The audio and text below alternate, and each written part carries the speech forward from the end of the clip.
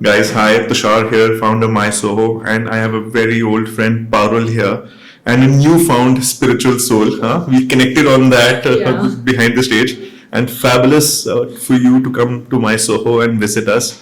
Thank you, Parul. I don't think she needs an introduction, but one of the top makeup artists, global, with 3,000 plus brides. Lovely. Tell us more about how, from your education to how did you eventually land up as a makeup artist? Finished my graduation from Chandigarh and then did my post graduation from Delhi. And after that, how we all regularly get into a job and all that. But I was never happy working for somebody else because I already, when I was a little girl, I had big dreams for myself. I always used to tell my father that, one day you'll have to take an appointment and come and see me. It won't be easy for you to meet me. So, back of the mind, I always had that thing in my heart. And then I had both my daughters. I got a little free, started understanding more about myself. And I used to paint a lot in my childhood. I used to paint, of course, and then I used to. So my mother, she used to go for work. So I used to take her lipsticks, break them, and on the gas, like on a pan, I used to melt them and create new colors. So by the time Mama used to be back from work, I had created a new color for her already. So you're experimental and curious. Yeah, always. And not that I was anytime aware of it that I will be heading into makeup, but playing with colors, and always being artistic was something which was there in the genes or in my nervous system. So I used to do all that, and then I used to, because I just told you I used to paint a lot. So when I got hold of myself after you have children and you've done whatever you wanted to do, how you want to explore everything कि चलो job कर लेते हैं, चलो ये काम कर लेते हैं, चलो corporate sector में चले जाते हैं, because everything looks very hunky dory from the outside, but how it is from the inside you get to know only when you're there. So then I realized that no, this is not me. I'm not happy doing all this. So one day I just got a mirror made. And I got a couple of lights fixed from 18 sector. And then I came home, kept it, sat in front of that, and got all my makeup, little that I had, and started doing my makeup. Because I suddenly had this on my mind, let's paint my own face now. Then I used to watch YouTube videos for hours, like 4 a.m. or 5 a.m. in the morning, and I'm just scrolling all the big international artists. And then I took up got admitted to one of the academies in London, and I did a course for 6 months over there. And one fine day, just rolled myself out there that okay, I'm a makeup artist now. Called one or two friends who were journalists, just gave 2-3 articles in the newspaper that I am a makeup artist because I wanted to announce to everybody, And when I started in 2014, there was no concept of a freelancer makeup artist.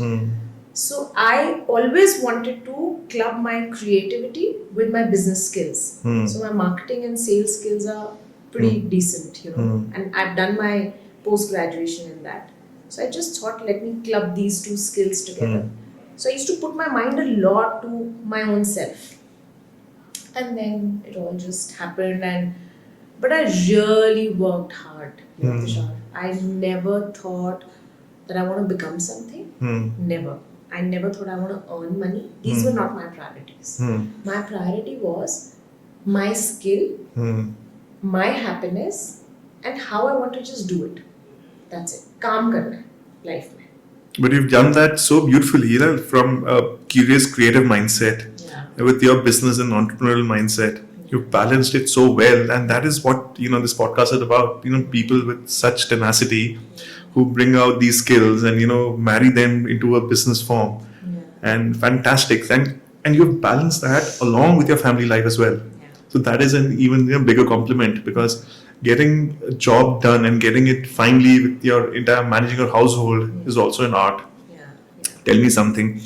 When you decided to become a makeup artist, you said you announced into those journals that you are there and people started approaching you. Yeah. So is most of your work reference based, or has social media been that bone behind pushing you? Never social media, because 2014 there was no social media. Oh anymore. yes. So Instagram and Facebook, everything came to a lot of hype post the COVID, But before that, I mean, I've never experienced this journey through social media. Whatever I created on my own, through word of mouth, through references. So the only focus I did was hard work, a lot of hard work I've done, and my skill. I used to bring myself up every 6 months. If my skill is this, I have to take it here. That's all I worked on. So I'm not somebody who fears social media, or I'm not somebody who's been created by social media. Oh, I completely agree. I'll give you an example which you have been through. One of the years your social media crashed and something, if I correctly remember, you're right, and everything got wiped out. Yeah. And in such scenarios, today, if any digital creator goes through this, where their entire followership page gets out, I'm sure they'll go into a big depression. But like somebody like you who had the skill, so first realizing that मेरे पास skill है, Correct. and then addressing it कि nothing has happened, मेरे पास अभी भी वो skill है, and you came back like nothing. Yeah, it was a very smooth thing for me. I never took all this very seriously, because like I just told you, I mean, when I started in 2014, social media was not a part of my life at all. And I think to a great extent, not even right now, I don't fear social media कि आज काम है, आज content है कि नहीं है. I don't put my mind to all that. I put my mind to my work, to my skill, to am I up to date? What more can I learn? What more can I deliver? So I put more of my mind to this. I mean, if I'm not posting for a month, I'm okay if I'm not posting. I don't let it, trouble me or upset me or stress me out, because if I'll keep stressing about this, yeah, absolutely. My Yeah. creativity is gonna go down the drain. But being a makeup artist is not easy. It just sounds fancy. It is not easy. First, you're sourcing business, and then eventually you're servicing that client too. I'm sure out of those 3,000 and more brides you have dolled up, and उसमें बहुत सारे ऐसे situations होंगे that you have to manage temperaments. How easy, hard, or maybe share some experiences on that. So, I've been practicing Buddhism for the last 14 years. So I think this practice has really helped me while I was sailing through this journey of becoming a makeup artist. I mean, like I just told you, I had no idea what I'm getting into. It's just that my only mindset was to club my skill with my thing of how I can sell my skill. That's all I wanted to club together in my life. But it was very, very challenging. When I just started working, people used to really look down upon me, because how Indian mindset is that salon wali hai, करेगी क्या, घर घर जाके makeup करेगी, मतलब I get the point. Status नहीं है, काम नहीं है. And what? When I did my first bride ever, I just charged her 5,000 rupees. That's all I charged. But what matters to me, that she showed confidence in me. Because imagine. That is more special day. I mean, I still have her pictures. The first day of my life, when somebody randomly just walks up to you, seeing that article and saying that, oh, you're a makeup artist, I would like to get it done from you. And I gave it all. I gave it my all to that bride, and I'm still very grateful to her. But it wasn't easy. You come across a lot of challenges where we still have the mindset that we've paid money to her, we've engaged her, so we've bought her. She's at my disposal now. She has to do whatever I say, not knowing the background of the person, how educated or skillful that person is, which family that person is coming from. So the mindset is कि makeup में है उस time पे, not now, उस time पे तो छोटी होएगी कोई, somebody who's from a very small strata of society.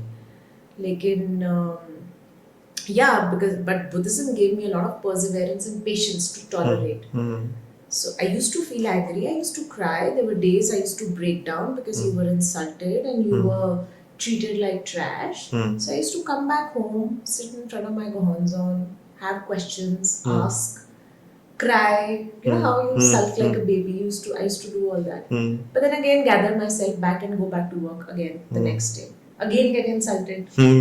Again take the leash and come back and again like So it was a continuous journey of developing your own self as a human being. And I'm very, very grateful to all those clients who've given me tough days and bad times. Because of them, I've really become a better person, I feel.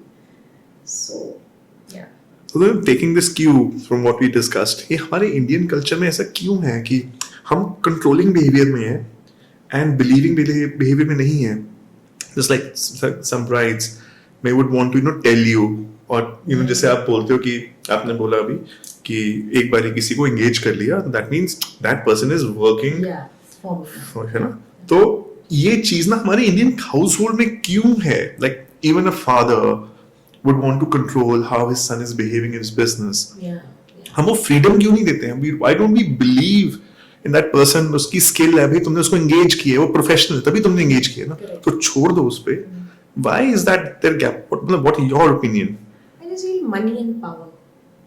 Suddenly anybody who's paying you money feels powerful. You understand? Even if I'm giving 10 rupees to a beggar, I suddenly feel powerful. I feel okay, I'm at that stage of power. Provider. I'm a provider. So that I think is one thing which might change in the next generation. But I don't know. I mean, parents of my generation have changed, or even we for that matter. So until unless I'm not paying a designer or a jeweler, like where I have to pay like a huge amount, I might not be able to respect. But I think you really have to earn for yourself this respect. It never came easy to me. And it was really tough. Emotionally, it was very, very tough. But yeah, I dealt with it. I was very strong. I was very headstrong. I'm not giving up. I know I'm not giving up. Yeah. So tell us more exciting stuff. Where have you traveled, and what instances, situations, that fun part? Obviously it is. You are in a glamour industry, and I'm sure you must have done brides who are like the page 3s and large business families. So उसमें कुछ ना कुछ तो. So yeah, I mean, it was very funny. I used to get brides who used to ask me questions like that. We'll engage you अगर आप हमें viral करोगे तो. अच्छा. So I mean, I think getting noticed is a huge thing now. Yeah. Earlier when I started, times were very simpler. Right. It wasn't all made up. There was no social media. There was no pressure of being somebody or telling the world that my dad is so and so. Now it's like the thing on Instagram that okay, I mean everybody has to know that I'm wearing an X designer. I'm wearing jewelry from so and so. My father is this family. Even for the makeup artist also, it's like the thing that oh, I've done makeup for this family. So like I've done makeup. I mean, I've got both the sons married, Mr. Nadda, GP Nadda ji. So but I've never spoken like about all this so openly, because I just feel that my how it's a different mindset. I feel my skill matters. Your status is not going to add value to my skill. You understand? My artwork. So I've never tried to elaborate a lot on social media or go out there and talk loudly about it that I've done so and so person's wedding or whatever. And believe you me, there are times, Tushar, I don't even remember. Because now it's been 10 years into this. I don't even remember किसका काम करा था और किसका नहीं करा था, because मेरा काम important था मेरे लिए. And I think I can see the clarity very well, because you consider your job is to make sure that the bride looks the most beautiful that day. She feels comfortable. That those aspects you have to inculcate rather than asking or taking the bride को viral करना है. And there are times when there are families and big families and big names who've arrived and who've got their makeups done, and I had no idea who they are because I never took a background check. Yeah. Like, who are you? Which family are you from? Yeah. I've never done all that. I mean, because I was so engaged and engrossed in my own self, always in my work, that I've never taken, how is he going to benefit me or my bride going to benefit me. So people used to walk in and then they used to say that, oh, hum iske bache hain, my father is this and that. So I was like, okay. But I can't get over this fact that somebody had to tell you that pehle viral ho karo. I think they don't need a makeup artist, they need somebody like a Halloween artist, Yes. because they will get viral then. Yeah. They don't need, yeah. अब मतलब मेरे को, I mean, Instagram was like something which came to me like a boom after COVID. Right. Even to me also. Yeah. I mean, I realized after that कि Instagram की कितनी value है आज की डेट में, what a great social platform it is. But when I used to do all this, मुझे viral or no viral, I mean, I never used to, process all this. So, I mean, whatever Instagram I can run today, I just run it. It's no big deal. And you've made it very clear that social media is not something which you are fearing. No, I don't fear social media at all, to be very honest. Even today, if your page vanishes, I'm sure there's I was walking. zilch, exactly. I was walking. I went for a walk in the evening. Yeah. I was walking and I just thought, okay, अब क्या करूँ? I spoke to one of my friends and I said, who's into social media? कि ऐसे हो गया है.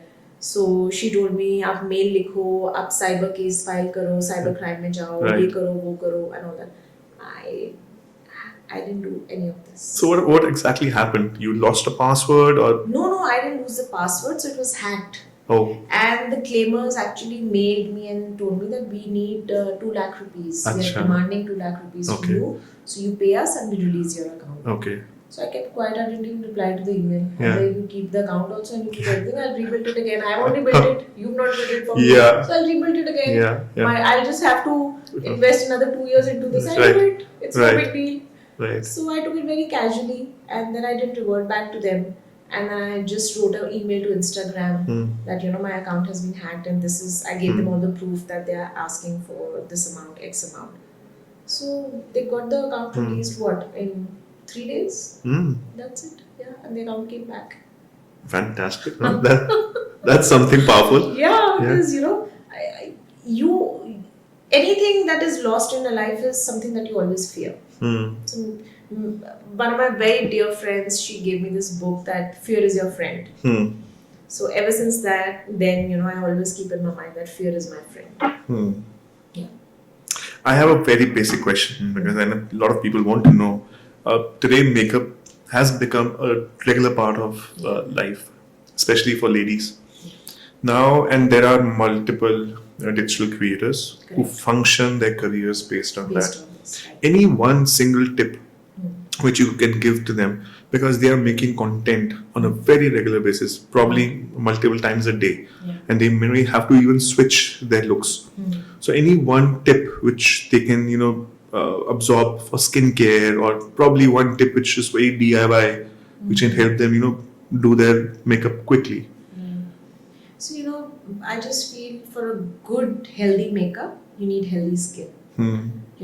Because on an unhealthy skin, on a rough surface, anything will look rough.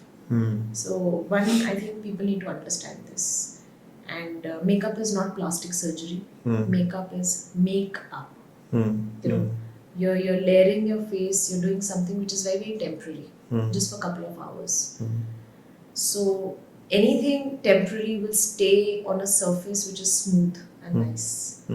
So I think people should go back on fixing their skins first. And skin cannot get fixed probably if you do anything once in a month or once in 2 months. You have to be very, very regular with it. How you brush, how you drink water, how you, do the other chores, nutrition, everything. Everything. Your nutrition is a huge part of your skin now. Because life is not simple anymore. So there's a lot of stress, anxiety. There are a lot of turbulences people are going through. Everything comes on your skin. So skin is basically the last level which takes the brunt of an unhealthy body from the inside. Mm. You know, because that's the outer layer. Mm. So I think people should learn high time to take care of the skin, Mm. and the only way you can take care of your skin is what goes from here till here. Mm. Mm. So that's the channel. So once this is fixed, you can fix your makeup. Mm. And I just want to say that don't treat makeup like it's somebody's doing a plastic surgery, or I can make you look like somebody else. I cannot. Make you look viral. I can't. I cannot. It's not in my hand. It's totally in your hands as a client. Yeah. How you want to look is your choice. Yeah. I am just a provider. Mm. I can just help you. That's it. Fantastic. I think makeup is now a very critical and integral part for everybody's lifestyle. There's a lot of false information, a lot of false techniques, aesthetics have been provided to public. Confusing details have been provided. And everybody is in a rush and a hole of looking pretty. Not knowing that you know how pretty you are. We all know. So I think a lot of wrong information has been circulating on the all the social media platforms, which nobody can control now. So you just need to know how much I should absorb. So we all should know, okay, this is the content which is available. I should just absorb this much. Will it suit me or it won't? Like, we all have an image now that I want to look like that. This is my personality. So makeup should complement your personality, your inner personality. Yeah. Suddenly I'm a very simple and a docile girl, and I come out with that vampy, loud makeup. My personality clashes with my looks. So I think they should blend. Yeah. And I think if you feel confident, you will look confident and you look pretty automatically. Yes. Lovely. Let's play a fun game. Yeah. We have 50 questions here. Lovely. 50, and I'm sure we'll not have that much bandwidth to go through all of them. So I'll give you all this set, and I'll ask you to shuffle and pick out any 5 your choice. 5 questions. 5 questions. It could be any random question related to or unrelated to your line of work, but it'll be fun. Okay, let's do this. So I just have to pick up 5, right? Any 5, yeah. So 1, 2, 3, 4. This is so much like coffee with Karan. Yeah. But not that spicy. Yeah, I hope it's not. Yeah. Let's go ahead. Oh, lovely. So I just pick up any? Yeah, pick up any, read out the question. Top industries to notice. I think research and development in a lot of cosmetics today, and skincare is really booming. And I would just like to tell a lot of my people through this podcast, not everything Korean is good. No, that's blunt. Please, not everything Korean is good. People are randomly just Korean skincare and just using. Sorry, we belong to a country which has 4 seasons. So your body reacts accordingly. Yeah. So I just feel research and development in cosmetic and makeup is one of the topmost industries today. Right. And you just mentioned about this industry, and 2 very famous companies have their roots from Chandigarh. One is obviously Mama Earth. Yeah. And the second one, which Sifat is leading, which is Bare Anatomy, Chemist at Play. Correct. So that is also, a product out of Chandigarh. Yeah. So fantastic on that. No, we also have something very, very big coming up soon. So that's a surprise. That's a surprise. That's a teaser. But it's going to be there soon. So keep your eyes open. We'll look forward on that. Yeah. Let's go ahead to the next one. Stay bootstrapped or VC funded? So now this question becomes relevant if you want to talk about your upcoming venture. I would, because I've never been funded, so I really don't know how that works. I'm not the right person to comment on that. And I'm somebody who's very, very scared of, I fear, they say make fear your friend, but I still fear this. This part is not my friend yet. Of course, bootstrapped. I would just say first go through the drill, build your own stuff. Build your own self and stuff. Be solid from the back. You should know that if anything breaks down tomorrow, you know you can rebuild it again. Anything funded will not help you build yourself up again. So, I mean, I'm a firm believer of that. And fortunately, I got married into a family who all believe in this. That first, solidify yourself. And then once you have a good backup, probably just diversify. I completely so agree, because today a lot of business ideas and young entrepreneurs, they come up with ideas with a very clear intention that is this a fundable idea? Don't. Correct. Build that company. If that is a fundable idea, it'll automatically have a few people who would want to invest in you. But do not make that your foundation की इसी पे अगर नहीं मिली तो मेरे को मिली नहीं, मेरी कंपनी नहीं चली. Correct. It can't be that way. Correct. So I agree. It's like profit भी मेरा, loss भी मेरा. Yeah, like absolutely. Yeah. Makes life easy. Yeah. Third one. Which civic sense is lacking and how can we overcome them? I can go on and on, but I can really go on and on. I think one civic sense I feel is too much of social judgment these days.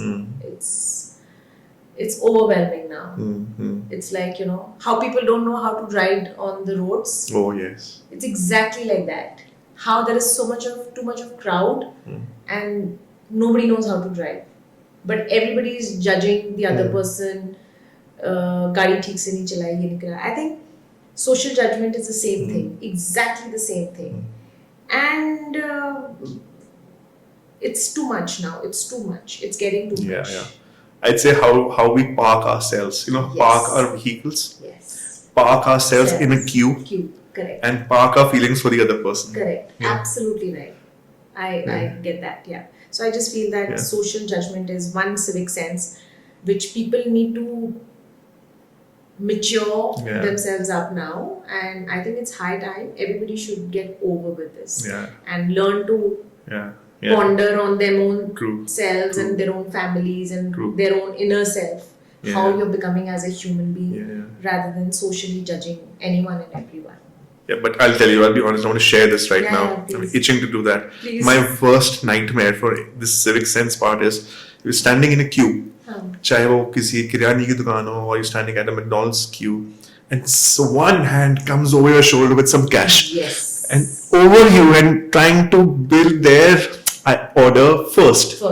Bhai, queue, patience. Patience is lacking. Yeah. There's a huge lack of patience. Of course, I mean manners, of course. Yeah. But patience, I think that's what I just said. Anybody who has money in their hand feel that I am more powerful, I have bigger rights than you have, I should do it more than you can do it. Yeah. And me first, why? Me first, I think moral values are fading away. क्योंकि शायद हमें बचपन से सिखाया जाएगा आगे निकलना है रेस में. Race hai. It's a race. It's a continuous race. People are not stopping. Right. And this is what they are indulging their children also. Right. Because that follows out. And believe you me, we are still a better generation. The next generation is the most mean generation I've ever come across in my life. Yeah. Because of the race. Yeah. So how you pass it on to your. I remember that. Scooter पे लिखा होता था हमारे college के बाद पापा says no race. Yeah. Believe in that. Correct. Yeah. Correct. I know. So, what is your guilty pleasure? That is like a Karan, coffee with Karan. This is like coffee with Karan, but I have too many. What? Banaras? Yes. These days, it's totally bananas, 100%. I would say my journey and my path is now decided and it's fixed. And I think I'm on the right path in my life. And I'm extremely happy to announce again through your podcast that, I'm really working on myself. Really working on myself, and not many people have the privilege and even the courage to work on themselves. So I feel this is what gives me power.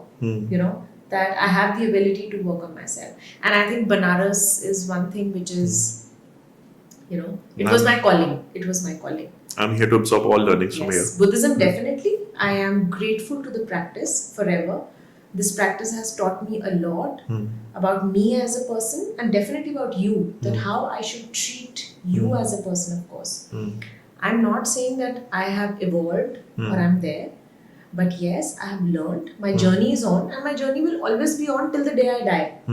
It's not going to be, I don't want to become a saint, or I don't want to become a dharmatma, which I cannot. But at least I'm a work in progress, and I'm very proud of the fact, because not many people can do it, to be honest. I mean, I know my flaws today, I know my ups and downs. No situation can bog me down. My Banaras has given me more courage in my life. And believe you me, one of the most purest forms of life you can live is being under the right guidance. And today I feel that, I'm under the Chhatar Chhaya of Banaras. So I'm very happy in that. That shows on her face. Yeah, it does. Yeah. Wow. Yeah. Let's take the last one. Any steps you have taken to conserve nature? I wouldn't say conserve nature, but mankind I have. I have not taken any steps, to be honest, I wouldn't lie, to conserve nature. Because, I don't know, nothing provoked me or nothing motivated me to take that path.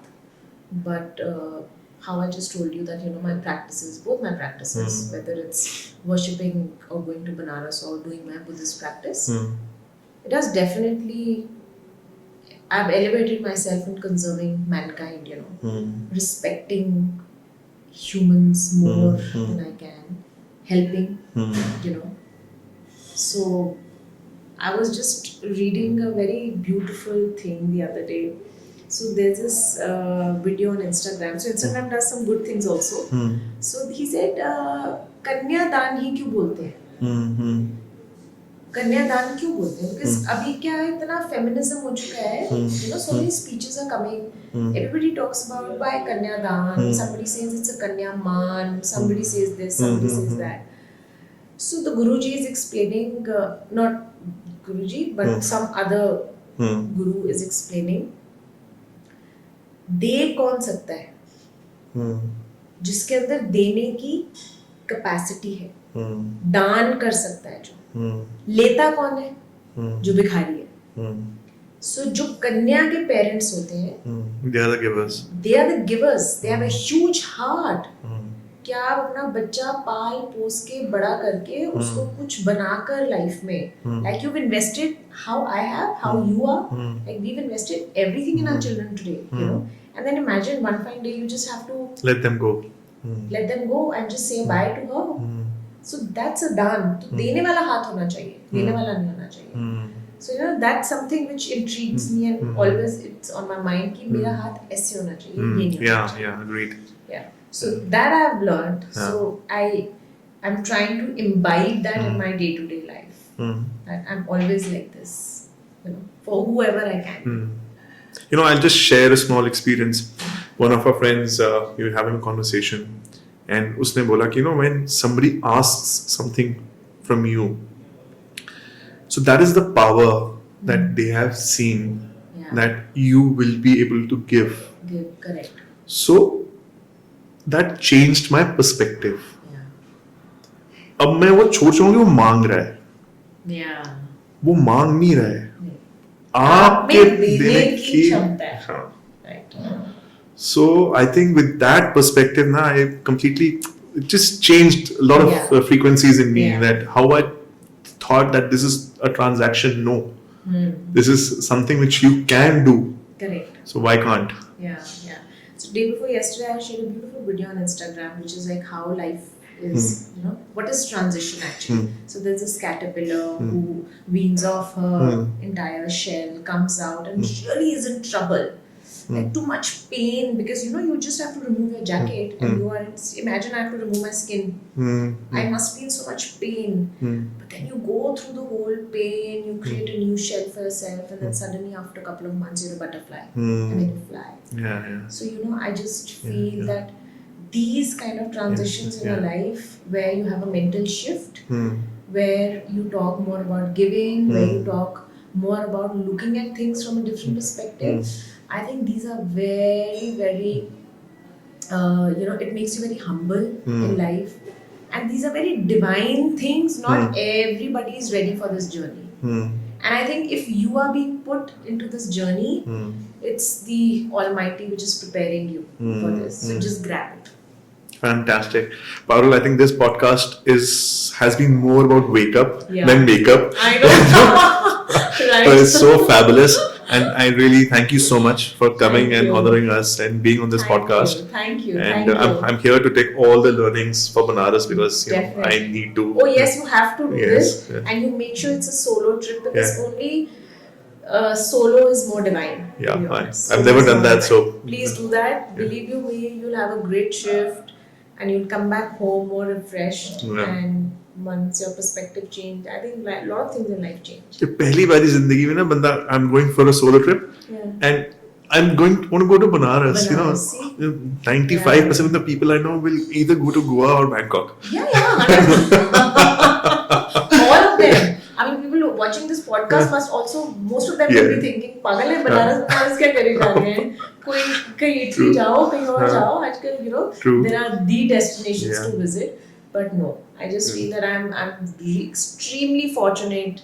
People like you and me are very, very fortunate who are onto this path and this journey. I just feel it's a God's calling. It's not we've not done anything. So. But thank you. It's a pleasure to have you at Soho today. Thank you. It was my pleasure, extreme pleasure to be here and connect back with you after such a long time. Thank you. It was so good. So very heartening. Likewise. Thank you. Thank you, guys.